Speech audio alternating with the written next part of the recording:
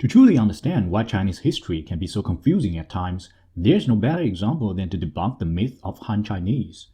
Just like many concepts in modern Chinese history, first, we are told that the name Han Chinese can date back to thousands of years ago, and second, it's an ambiguous concept intentionally used to identify billions of people all at once. Is that so? Of course not. First, Han Chinese was only created in the late 19th century by this guy, who basically said, hey, all your provinces conquered by those Manchu barbarians, do you want to rebel together? And the South provinces were like... And meanwhile, the North provinces were like...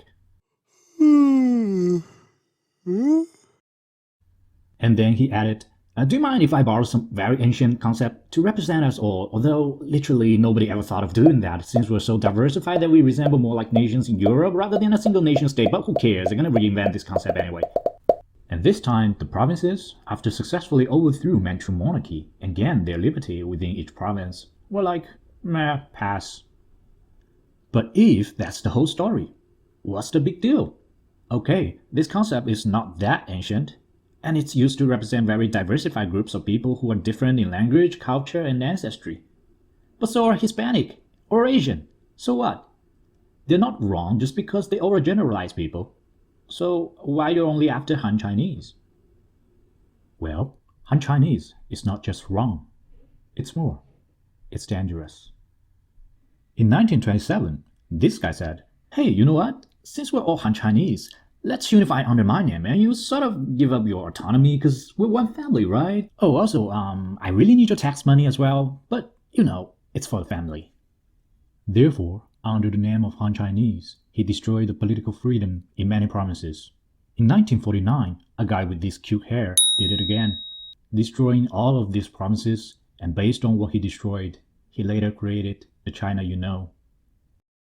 A language is a dialect with an army and a navy.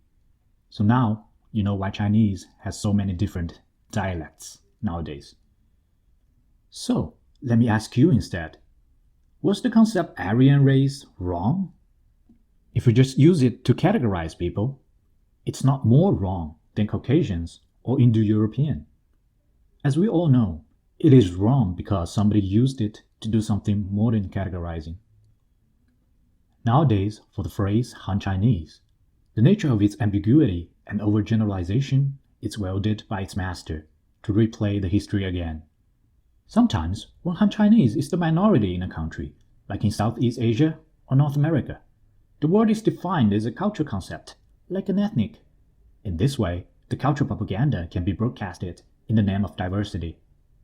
But sometimes, when the predefined Han Chinese is the majority in a country, like in Taiwan or Hong Kong, then it suddenly becomes a political concept, like a nation, and the story of 1927 and 1949 will happen again.